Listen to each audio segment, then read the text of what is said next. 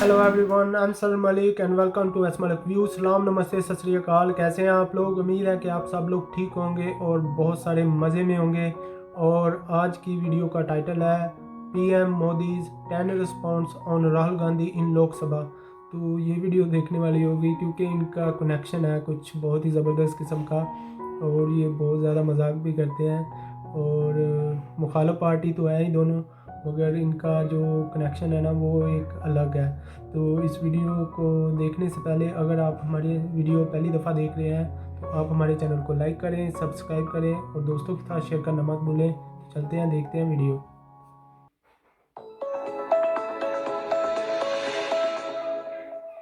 Prime Minister Narendra Modi spoke in Parliament today and made a point-by-point rebuttal to Rahul Gandhi. Prime Minister Modi countered the opposition on Manrega, Make in India, disruption and various other issues.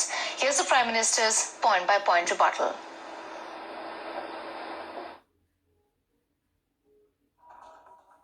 इसमें भी ऐसे होनहार सांसद है, ऐसे तेजस्वी सांसद है और मैं मानता हूं उनको सुनना, उनके विचार अपने आप में एक बहुत बड़ी एसेट है। लेकिन अगर सदन चलेगा तो उनको बोलने का अवसर मिलेगा। अगर वो बोलेंगे तो बहुत उनकी जय जयकार होगी। तब हमारा क्या होगा, ये चिंता सता रही है। ये इंफ्रारिटी है कि विपक्ष के सामर्थ्यवान सांसद न बोल पाए, विपक्ष के सामर्थ्यवान सांसदों की प्रतिभा का परिचय देश को न हो। इसलिए ये सरकार को रोकने वाली बात तो अपनी जगह पे है, लेकिन विपक्ष में कोई ताकतवर बनना नहीं चाहिए, कोई होनहार दिखना नहीं चाहिए। इस इंफीरियरिटी कॉम्प्लेक्स का परिणाम है। इसलिए बहुत, अब जैसे इस बार संसद चला तो मैंने देखा कितने तेजस्वी लोग हैं हमारे पास, कितने शानदार विचार रखते हैं जी। पिछले 2 सदन में उनका कोई लाभ ही नहीं मिला और इसलिए ये मैं समझता हूं कि बहुत आवश्यक है। और मैं देख रहा हूं बहुत स्टडी करके आते हैं। हमारे विपक्ष के भी छोटे छोटे दल के सदस्य हैं, 4 मेंबर होंगे, 3 मेंबर होंगे और कुछ लोग मनोरंजन भी करवाते हैं।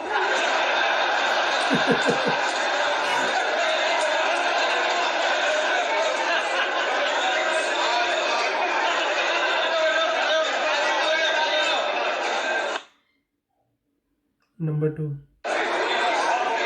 हमारे मन में जब मैं कुछ पढ़ता रहता हूं तो कुछ बातें अच्छी लगती है। हम लोग किसी की मजाक नहीं उड़ानी चाहिए। मेक इन इंडिया की मजाक उड़ा रहे हैं ना, मेक इन इंडिया की मजाक उड़ा रहे हैं। ये मेक इन इंडिया देश के लिए है।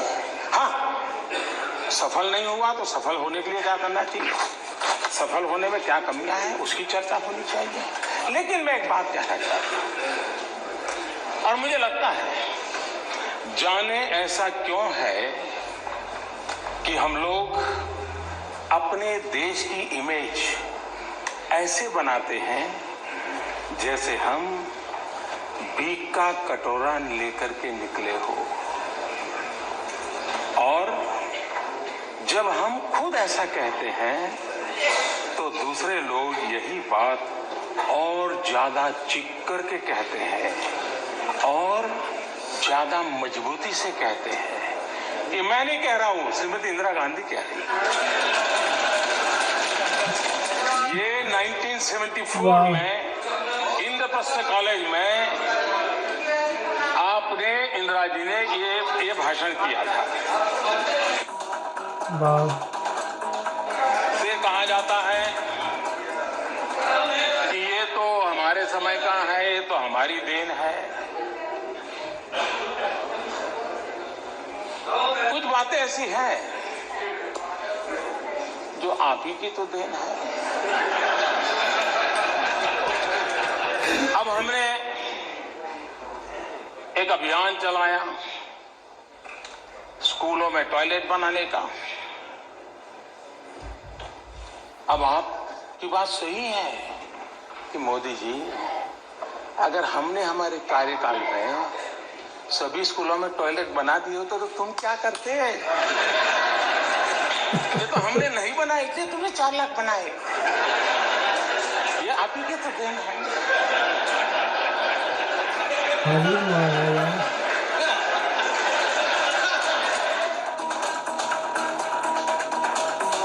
सदन एक ऐसा फोरम है जहां तर्क रखे जाते हैं, जहां तीखे जवाब दिए जाते हैं।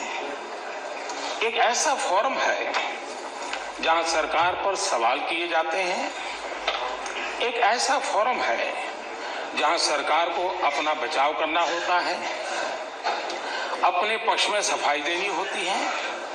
बहस के दौरान किसी को बख्शा नहीं जाता और उसकी उम्मीद भी नहीं की जानी चाहिए। लेकिन बहस के दौरान अगर सदन की गरिमा और मर्यादा बनी रहे तो हम अपनी बात और मजबूती से रख पाएंगे और साथ ही साख भी बना पाएंगे। ये उपदेश नरेंद्र मोदी का नहीं है, ये भारत के भूतपूर्व प्रधानमंत्री श्रीमान राजीव गांधी का है।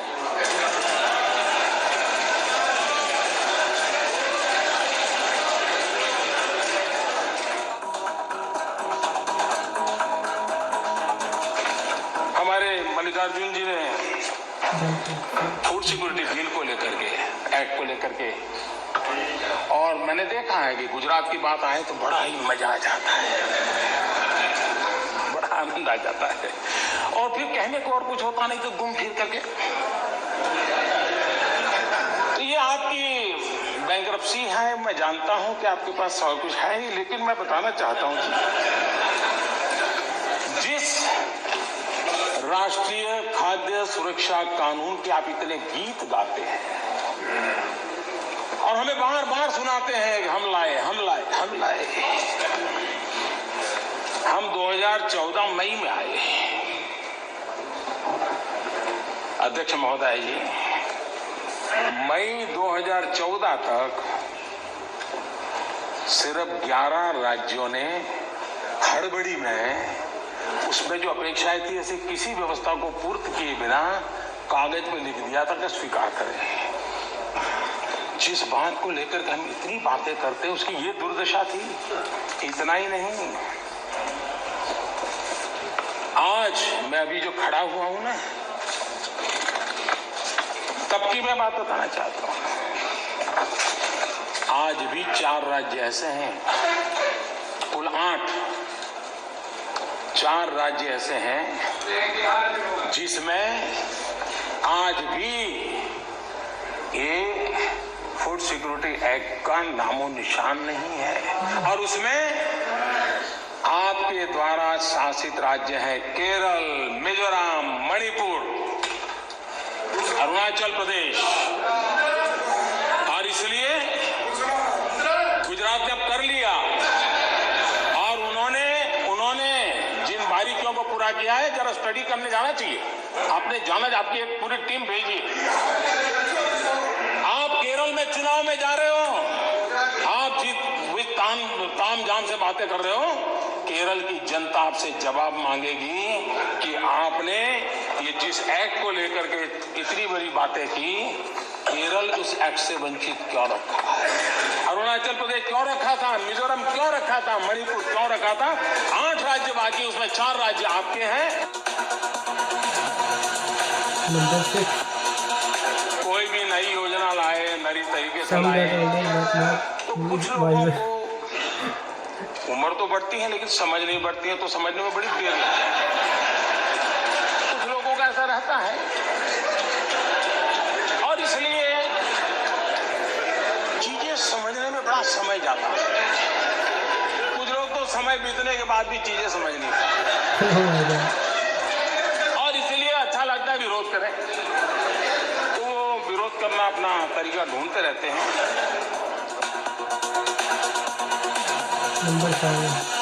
यूपीए के 10 साल,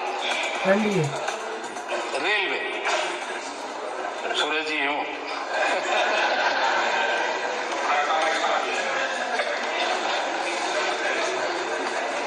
औसत सालाना खर्च रेलवे के डेवलपमेंट के लिए 9,291 करोड़ रुपीस। हमारे इस 2 साल में 32,587 करोड़ रुपीस। डबल कर दिया। प्रति वर्ष औसत लाइनों का कमीशनिंग, हमने लाइनें कितनी बिछाई है। यूपीए 1 एवरेज है 1477 किलोमीटर। यूपीए 2 थोड़ा सुधार हुआ 1520 किलोमीटर। NDA 2292 round about 2300।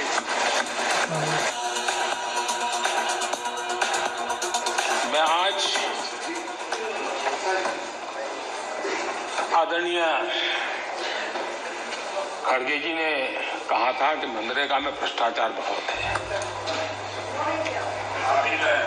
मैं आपके साथ 1000% सहमत हूं।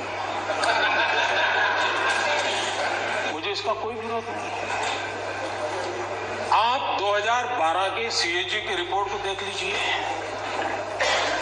क्या ऑब्जर्वेशन किए हैं, कैसे भ्रष्टाचार ने इसके साथ जड़ें जमा दी हैं, कैसे गरीबों के नाम पर रुपये लूटे जा रहे हैं, इसकी उसमें चर्चा है। 2012 के सीएजी रिपोर्ट में चर्चा है और इसलिए हमने उसमें से कुछ सीखने का प्रयास किया है। काम कैसे होता है, गति कैसे लाई जा सकती है, एक परफॉर्म करने वाली सरकार कैसी होती है। संसाधन यही थे, रेल की प्रक्रिया वही थी, डिपार्टमेंट वही थे, मुलाजिम वही थे, कानून व्यवस्थाएं वही थी। ये जीता जागता उदाहरण, और मैं हर क्षेत्र में ये दिखा सकता हूं। एक पहली बार सदन में आए हुए एक सांसद के विचार है, एक प्रधानमंत्री के विचार के रूप में न लिया जाए, लेकिन हो सकता है शायद ये चीजें काम आ जाए। थैंक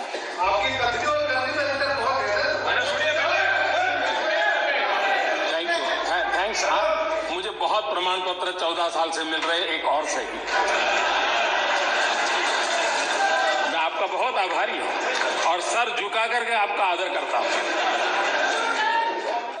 वाह, सुबह इस वीडियो देखी, क्या ज़बरदस्त वीडियो थी। और पीएम मोदी ने जो रिस्पॉन्स किया राहुल गांधी को, ये मेरे ख्याल से जो कांग्रेस वालों ने सवाल उठाए होंगे 10 और उन्होंने तफसील के साथ जवाब दिए, तो ये अच्छी बात है। उन्होंने हर चीज़ बताई डिटेल के साथ कि किस तरह का हमें इंडिया मिला था जब आपकी गवर्नमेंट थी, उसके बाद और अब कैसा है। तो ये उन्होंने लोकसभा में कहा, तो अब इसमें कितना सच है कितना झूठ है ये आप लोगों को पता है, क्योंकि हमें नहीं पता। मगर इस तरह से डिटेल के साथ, कॉन्फिडेंस के साथ जिस तरह से उन्होंने जवाब दिए, तो इससे लगता है कि उन्होंने ये किया होगा इस तरह से।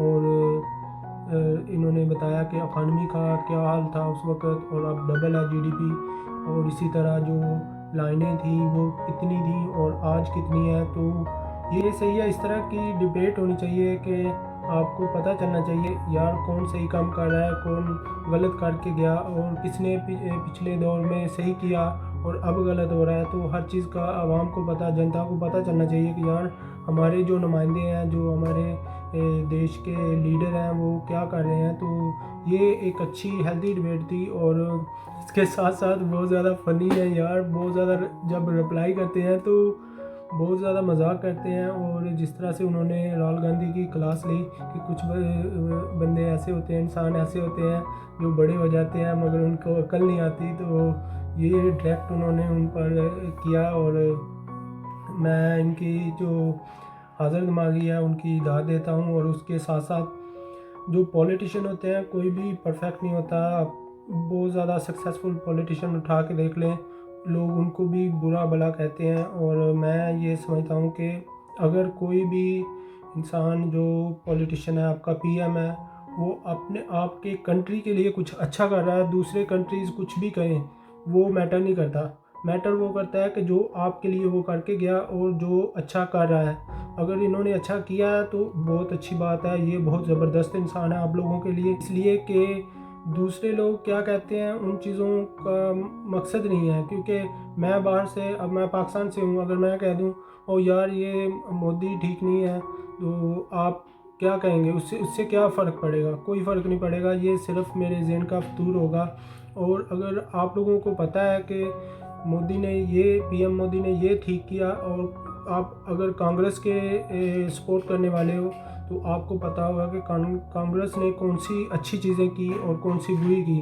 तो ये बहुत ज़बरदस्त चीज़ होती है किसी भी कंट्री के लिए, जब इस तरह की डिबेट होती है तो आपको पता चलता है कि यार ये जो झूठ बोल रहा है ये इंसान या सच बोल रहा है। तो जिस तरह से इन्होंने बताया कि मुल्क की इकॉनमी जीडीपी है जो इस तरह से ग्रोथ कर रहा है, तो ये बड़ी खुशाइन बात है इंडिया के लिए। और इंडिया जिस तरह से प्रोग्रेस कर रहा है, अब इंडिया की इकॉनमी है जो वो मेरे ख्याल से दुनिया की नंबर 5 है। तो ये एक बहुत ही ज़बरदस्त अचीवमेंट है इंडिया के लिए, इंडिया के लोगों के लिए। और हर चीज़ इंडिया में बहुत पहले से बेहतर है अब। तो जिस तरह से इंडिया में तो मेट्रो की लाइनें हैं, ट्रेन्स हैं बहुत ही ज़बरदस्त, अब तो बुलेट ट्रेन भी आने वाली है। तो इसी तरह आईटी के शोबे में इंडिया बहुत आगे निकल चुका है अब पूरी दुनिया से। तो ये एक साइन है इंडिया के लिए पॉजिटिव कि यार जो हो रहा है इंडिया में अच्छा हो रहा है, और अच्छे की उम्मीद करनी चाहिए और भी। तो कोई इंसान परफेक्ट नहीं होता, कोई पॉलिटिशियन भी परफेक्ट नहीं होता, वो झूठ भी बोलते हैं, सच भी बोलते हैं, मगर मैटर वो चीज़ करती है जो आप लोगों के लिए ठीक हो और आपको उससे बेनिफिट हो। तो मेरा मानना ये है, मैं इस तरह सोचता हूँ। सो गाइज़, ये थी हमारी आज की वीडियो। आपको हमारी वीडियो कैसी लगी? अगर आपको हमारी वीडियो अच्छी लगी तो आप हमारे चैनल को लाइक करें, सब्सक्राइब करें और दोस्तों के साथ शेयर करना मत भूलें। तो मिलते हैं नेक्स्ट वीडियो में। अल्लाह हाफिज़।